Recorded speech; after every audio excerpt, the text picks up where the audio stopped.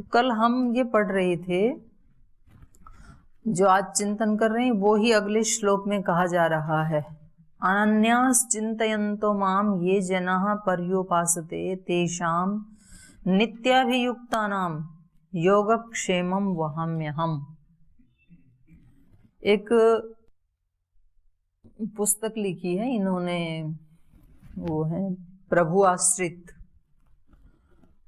वो कर्म फल का सिद्धांत या कर्म फल चक्र ऐसे कुछ लिखा है। तो वो आपको समय मिले तो वो जरूर पढ़ना। वो गायत्री के उपासक थे,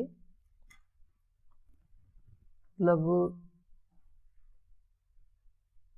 अनंत अनंत गायत्री यज्ञ और गायत्री मंत्रों का जाप वो करते थे। बहुत अच्छे संत हुए प्रभु आश्रित।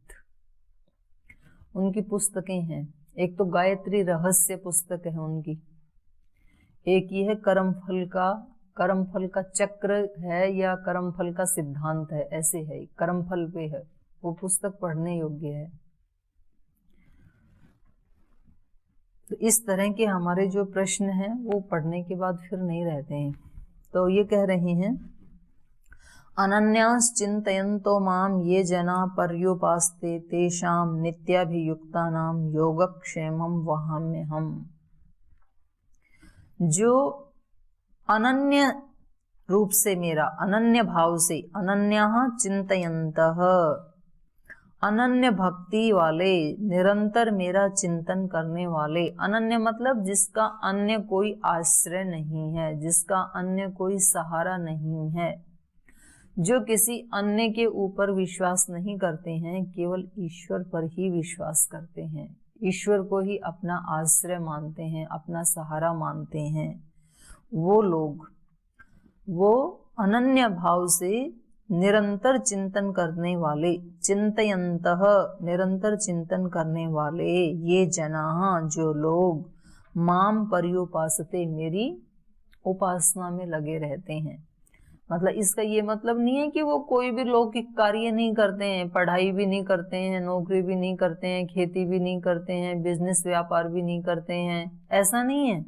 वो सब करते हैं, लेकिन वो सब करते हुए उन सब कर्मों को वो क्या बना लेते हैं?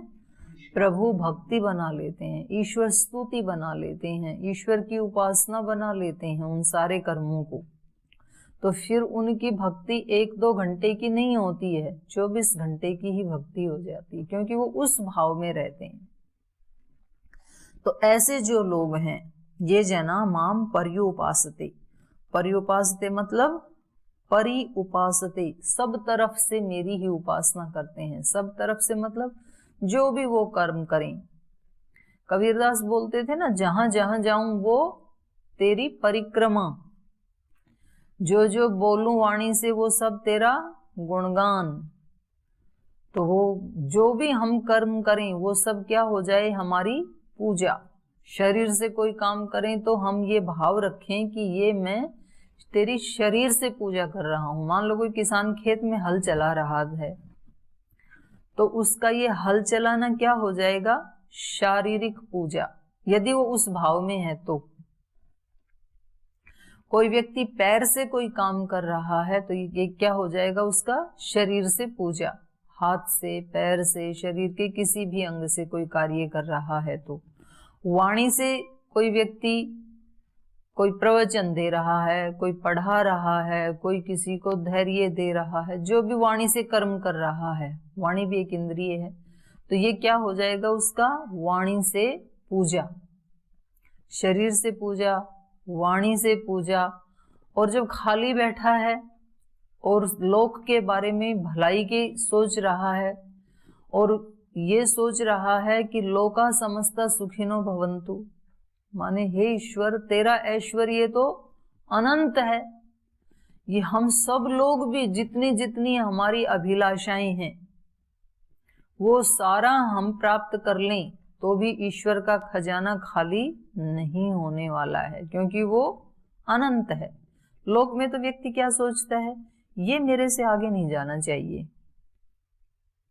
तो ये हमारी क्षुद्रता का प्रमाण है। और हम प्रार्थनाएं भी ऐसी ही करते हैं कि भगवान जी मेरे को तो ऐसा फल देना और इसको ऐसा फल देना। अगर आपकी कहीं न्याय व्यवस्था है तो ये व्यक्ति बड़ा किसी को कुछ समझता ही नहीं है, तो इसको जरा दिखा देना अपना चमत्कार, इसके जीवन में थोड़े झटके लगा देना। हम ऐसी प्रार्थना करते हैं। तो ये क्या है? हमारी मन से पाप है। और जब हम ये सोचते हैं कि ठीक है, वो जो कोशिश कर रहा है जिस कार्य के लिए, उसमें वो अनंत ऊंचाइयों को प्राप्त करे, और मैं जिस फील्ड में कोशिश कर रहा हूं मैं भी अनंत ऊंचाइयों को प्राप्त करूं, और ये सभी मनुष्य अपनी अपनी समझ के अनुसार जिस जिस भी क्षेत्र में जिस जिस भाव में आपकी कामना कर रहे हैं, इनको वो अनंत कामनाएं सबकी पूर्ण हो, क्योंकि आप तो परम पूर्ण हैं। उसको उसकी पूर्णता से, उसको सब कुछ देने से मेरे हिस्से में जो आना है उसमें कोई कटिंग नहीं होगी, क्योंकि उसके पास तो अनंत है। जैसे कोई लौकिक पिता है, वो एक ही बच्चे को सब कुछ दे दे तो दूसरे को कुछ नहीं मिलेगा, क्योंकि उसके पास सीमित है। मान लो उसके पास 20 लाख रुपए हैं और वो 20 लाख रुपए एक को ही दे दे तो दूसरे को क्या मिलेगा? 0। पर ईश्वर के पास कितना है? अनंत। पूर्णमद पूर्णमिदम, सबको पूर्ण, माने जितनी हम कल्पना कर सकते हैं कि मेरे को इतना मिले, उतना उतना हर आत्मा को देने के बाद भी उसके पास कितना बचेगा? अनंत ही बचेगा। तो इसलिए मुझे दिक्कत क्या है? सब बढ़े और मैं भी बढ़ूं। जो जो जहां खड़े हैं, जिसकी जितनी विद्या है उसकी विद्या में वृद्धि हो, जिसके पास जितनी आध्यात्मिकता है उसकी आध्यात्मिकता में वृद्धि हो, जिसके पास जितना धन है उसके धन में वृद्धि हो, जिसके जितने पुण्य हैं उनकी पुण्यों में वृद्धि हो, जिसके पास जो है वो उससे आगे कितना भी बढ़े। तो इससे मेरे को क्या दिक्कत है? क्योंकि मेरे लिए तो कोई त्रुटि नहीं आएगी ना। मुझे जितना चाहिए उतना उसके पास अनंत है। तो ये मन से ईश्वर की पूजा है, और ये योगी लोग करते हैं। जब वो बोलते हैं लोकाः समस्ताः सुखिनो भवन्तु, तो ये कोई वाणी से कहने मात्र की बात नहीं है, ये उनका ईश्वर के प्रति पूजा का भाव है। तो हम शरीर से ईश्वर की पूजा कर सकते हैं, वाणी से कर सकते हैं, मन से कर सकते हैं, आत्मा से, बुद्धि से कर सकते हैं। आत्मा बुद्धि से कैसे कर सकते हैं? सतत संतुष्ट रहते हैं। किसी के बारे में सोच करके कोई असुरक्षा का या घृणा का या द्वेष का भाव जब नहीं होता है बुद्धि में, सब समय वो स्थिति नहीं होती है। वो स्थिति कब होती है? जब हम सात्विक स्थिति में होते हैं। स्थितियां चेंज होती रहती हैं मन की। कभी व्यक्ति सात्विक स्थिति में होता है तो उसके चित्त की स्थिति कैसी होती है? सतत संतुष्ट, कोई शिकायत नहीं। ना किसी मनुष्य से शिकायत है, ना कोई लोक से शिकायत है, ना किसी गुरुजनों से, माता से, पिता से, अपने साथियों से कोई शिकायत नहीं है, जब उसकी सात्विकता प्रधान होती है। और जब राजसिकता प्रधान होती है तो फिर ब्लेम करता है व्यक्ति, और तामसिकता होती है तो घोर पाप करता है फिर मूढ़ता में। तो ये चेंज होती रहती हैं ये। तो हम बुद्धि से ईश्वर की उपासना पूजा कैसे कर सकते हैं? निरंतर सात्विकता को उभारते रहें प्रयास पूर्वक। तो हम शरीर से पूजा कर सकते हैं, हमारे जो भी कर्म हैं, मन से कर सकते हैं, वाणी से कर सकते हैं, बुद्धि से कर सकते हैं। इन व्यक्तियों को कहा के लिए इस श्लोक में कहा है, ये जना पर्युपासते माम, जो सब तरफ से मेरी ही उपासना करते हैं, मुझ पे ही भरोसा करते हैं, मुझे ही अपना आश्रय मानते हैं। तेषाम नित्य युक्ता नाम, उन नित्य युक्त योगियों का, क्योंकि वो तो नित्य निरंतर किससे युक्त रहते हैं? ईश्वर से ही युक्त रहते हैं। चाहे शरीर का काम कर रहे हैं, चाहे वाणी का कर रहे हैं, चाहे मन से कर रहे हैं, चाहे बुद्धि से कर रहे हैं, चाहे सो रहे हैं, जाग रहे हैं, जो भी कर रहे हैं, तो क्या है वो? नित्य अभियुक्ता नाम, नित्य मुझसे ही युक्त हैं। तेषाम नित्य अभियुक्ता नाम योगक्षेमम वहाम्यहम, मैं उनके योगक्षेम को खुद वहन करता हूँ। उनका योगक्षेम की चिंता वो नहीं करते हैं, मैं करता हूँ। जो छोटा बेबी है, माँ की शरणागत है, तो उसके सुख की जिम्मेदारी स्वयं माँ उठाती है। वो चिंता नहीं करता है कि मुझे कब खाना मिलेगा, कब दूध मिलेगा, कब नहलाया जाएगा, कब सुलाया जाएगा, कब क्या कपड़े पहनाए जाएंगे। ये सब कौन तय करता है? माँ तय करती है।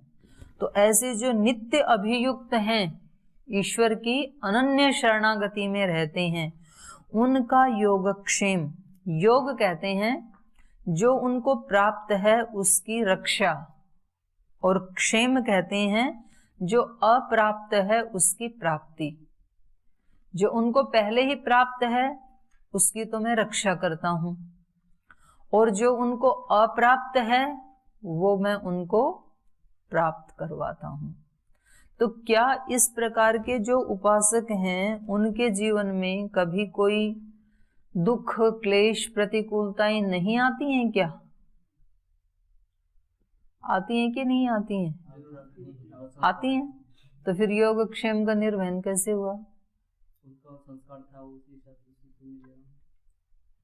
दुख ही जब आ गए तो फिर ईश्वर का योगक्षेम का मतलब क्या है? यहाँ तो कह रहे हैं कि मैं योगक्षेम उनका निर्वहन करता हूँ, और देखा तो ये जाता है कि जो अच्छा करते हैं उनको अच्छा भी मिलता है और प्रतिकूलताएं भी बहुत आती हैं। बल्कि कभी कभी तो ऐसे भी होता है कि सामान्य व्यक्ति के जीवन से अधिक प्रतिकूलताएं उनके जीवन में आती हैं। किसी भी भक्त की कहानी उठा के देख लो आप, किसी राष्ट्र भक्त की देख लो, किसी ईश्वर भक्त का जीवन उठा के देख लो, तो जो सामान्य व्यक्ति के जीवन में जो कठिनाइयां नहीं आती हैं वो उनके जीवन में आती हैं। और यहाँ कह रहे हैं कि मैं उनका योगक्षेम निर्वहन करता हूँ। तो कैसे ये इस वाक्य की सत्यता को कैसे सिद्ध किया जाए? तो इसका अभिप्राय यह है कि जितनी उनके अंदर ईश्वर भक्ति थी उसको तो कम नहीं होने देता हूं, ये है योग।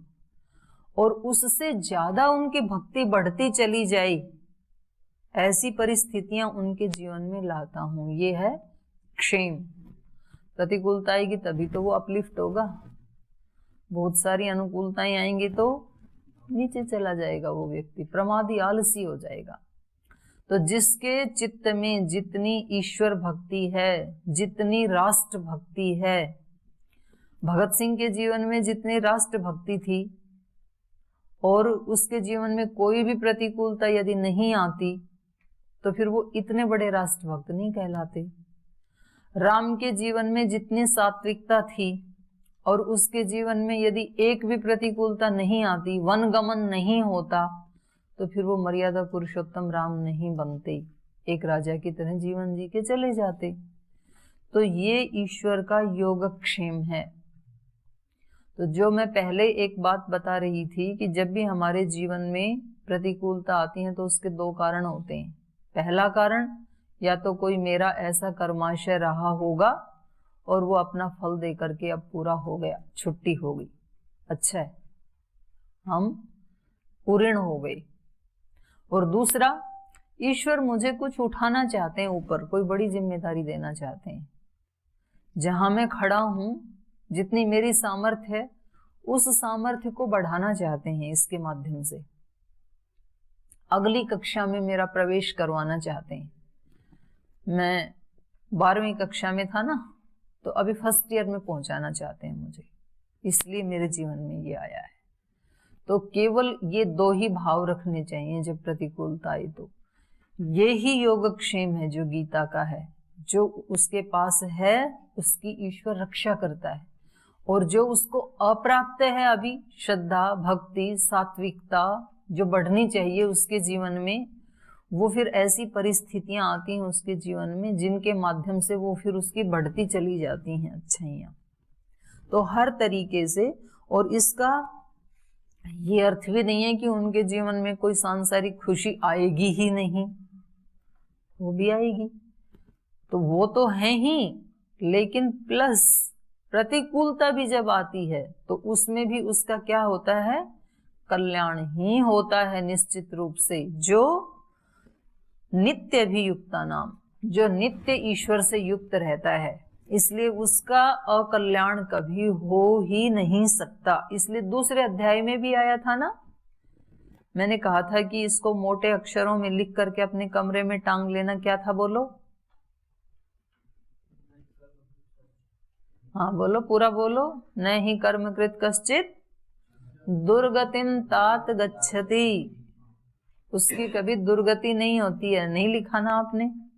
आज दोबारा लिखो कॉपी में, और इसका मोटा सा प्रिंट आउट निकाल करके अपने कमरे में कहीं भी लगा लेना जहां आप रोज देखते हो। जो भी ईश्वर के मार्ग पे चलता है उसकी कभी दुर्गति नहीं होती है। तो यही बात यहाँ दोबारा कही जा रही है। तेषाम नित्याभियुक्तानाम योगक्षेमम वहाम्यहम्। वो जो नित्य मुझ में युक्त रहते हैं, मुझ पे विश्वास करते हैं, मेरा आश्रय लेते हैं, मेरा सहारा लेते हैं। अरे संसार के मनुष्य का आश्रय सहारा लेने वाला भी उस व्यक्ति के लिए न्योछावर हो जाता है। कोई बालक अपनी माँ का या पिता का आश्रय लेता है, विश्वास करता है उसके ऊपर, तो उस बालक की रक्षा के लिए माता पिता अपनी जान कुर्बान कर देते हैं। तो ये तो ईश्वर हैं, ये भला कैसे अपने भक्त के लिए उसका योगक्षेम नहीं निर्वहन करेंगे? उनकी तो अनंत सामर्थ्य है, उनकी तो दृष्टि मात्र ही बहुत है हमारे लिए। इसलिए साधक कभी भी शिकायत नहीं करता है। मैंने बताया था ना आपको, स्वामी निर्मलानंद जी के जीवन के 3 वाक्य क्या क्या बताए थे?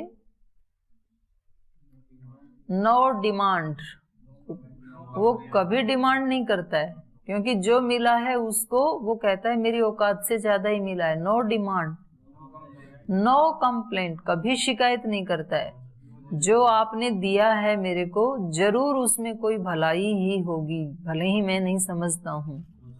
नो जजमेंट, ये अच्छा है ये बुरा है, ये अच्छा हुआ ये बुरा। साधक नहीं बोलता ऐसा कभी भी, क्योंकि उसको अनन्य विश्वास है ईश्वर के ऊपर। और जिसको जिसके ऊपर विश्वास होता है, लोक में भी हम देखते हैं, जो बहुत अच्छा शिष्य होगा, जिसको अपने गुरु के ऊपर अनन्य विश्वास है, वो गुरु से कभी कुछ मांगता नहीं है। नो डिमांड, वो जहां लगाएं, जिस काम में लगाएं, जैसा उचित समझे मेरी सामर्थ्य को, ठीक है मेरे लिए, कोई शिकायत नहीं करता है। नो कंप्लेंट, मेरे को वहां से क्यों हटाया, यहाँ क्यों लगाया, उसको इतना क्यों दिया, मेरे को इतना क्यों दिया। No demand, no complaint, no judgement. ये आप अच्छा कर रहे हैं, ये बुरा कर रहे हैं, ऐसा वो कभी जजमेंट नहीं करता है। और कभी भी अपने से बड़े लोगों के ऊपर ना जजमेंट नहीं करना चाहिए। अच्छे साधक को, अच्छे शिष्य को, अच्छे विद्यार्थी को।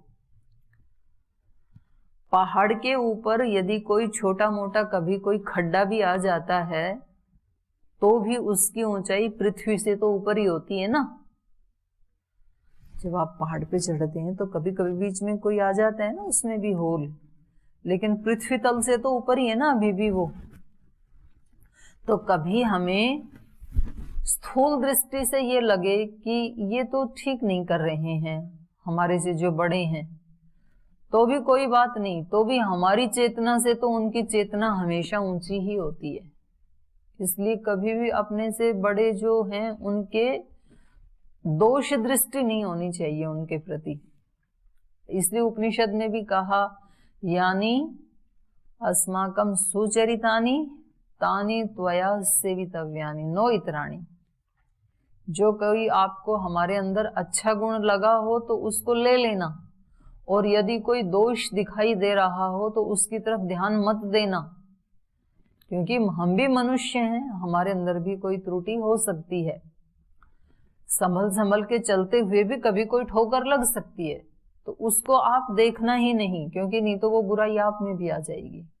तो इसलिए उन्होंने कहा कि जो हमारे सुचरित हैं, अच्छे गुण हैं, तानि त्वया सेवितव्यानि, उनका सेवन करना, उनको देखना। तो यहाँ पर इन्होंने कहा कि मैं उनका योगक्षेम निर्वहन करता हूँ। ये भी अन्य देवता भक्ता यजन्ते श्रद्धयान्विताः तेपि माम एव कौन्तेय यजन्ति अविधि पूर्वकम। ये भी अन्य देवता भक्ता, ये पहले वाले भक्त तो कौन हैं?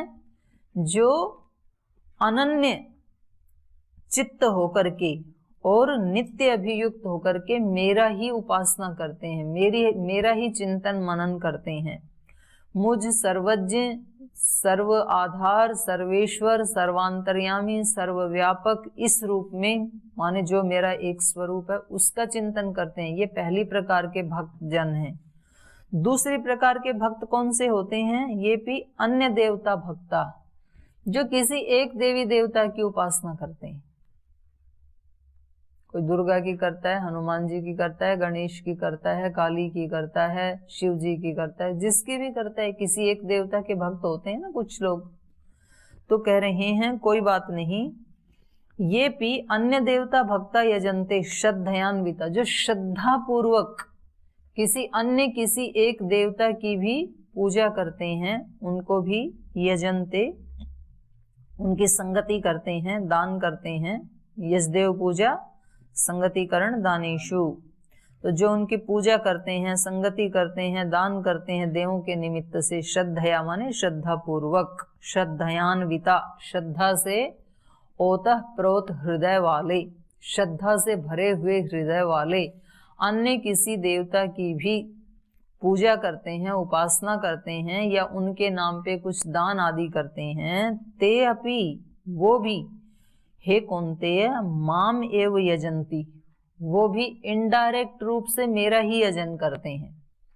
इसलिए कहा अविधि पूर्वकम, अविधि पूर्वक, क्योंकि वो नहीं जानते कि इस देवता की पूजा करने से ये देवता भी मुझ में ही समाया हुआ है। तो वास्तव में तो वो मेरी ही पूजा करते हैं, लेकिन वो मेरे स्वरूप को ठीक ठीक नहीं जानते। वो मेरे स्वरूप को उस एक पर्टिकुलर देवता में ही जानते हैं बस। उनको लगता है कि यही ईश्वर है, जबकि वो मेरी एक शक्ति है, वो मेरा एक प्रतिनिधि है। तो जब पूजा ही करनी है तो अब फिर दो प्रकार के लोग हैं ना। एक प्रकार के लोग हैं कि भाई हमें काम किससे करवाना है? हमें केंद्र सरकार से करवाना है, तो फिर डायरेक्ट उसी से कांटेक्ट करें।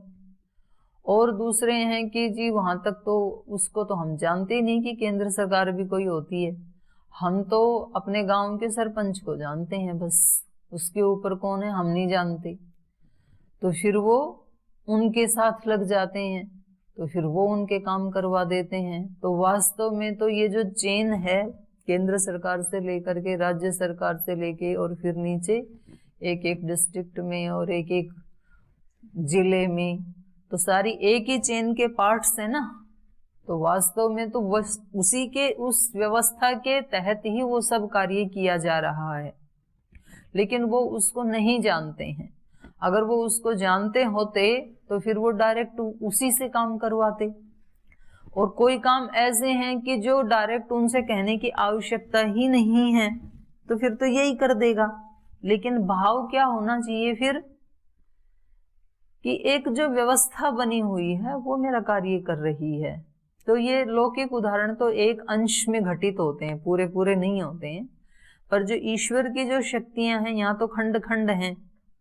हर व्यक्ति की अपनी एक निश्चित पावर है और वो उसके ही पास है, लेकिन सारी पावर तो किसके पास होती है? पीएम के पास होती है, पूरे देश की। तो ये इस अंश में बस इस उदाहरण को दिया जा रहा है केवल।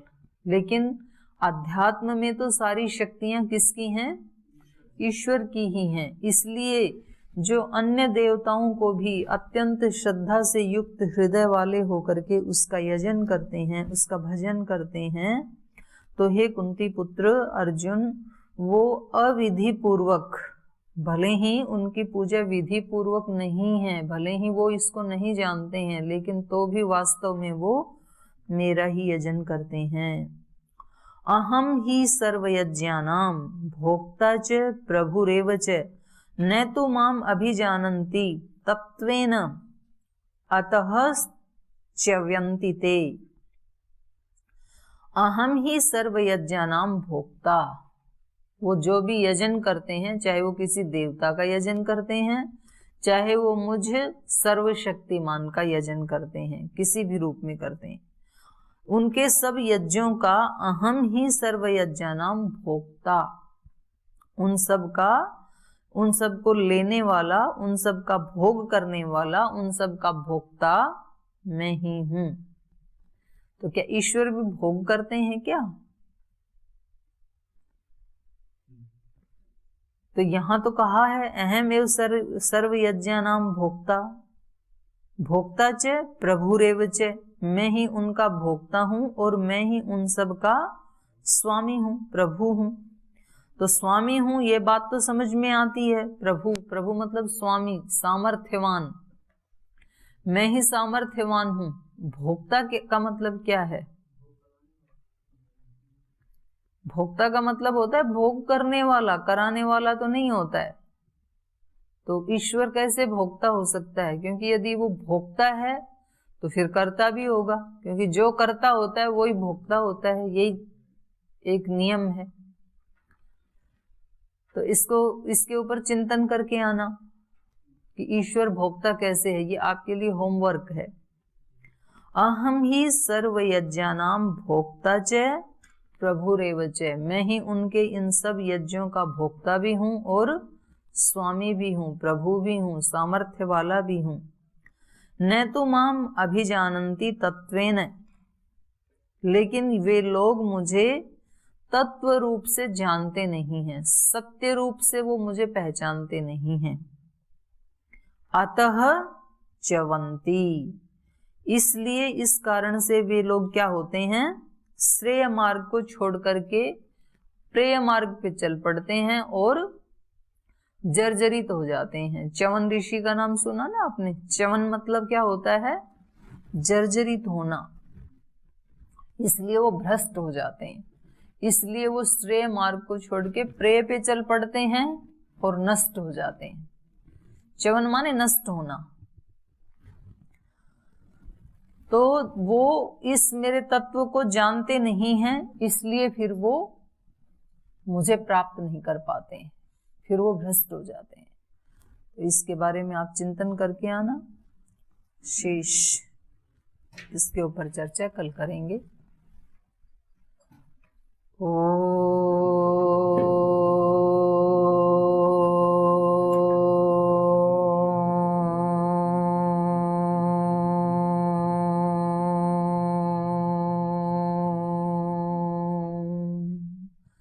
शांति शांति शांति। श्री गुरुभ्यो नमः।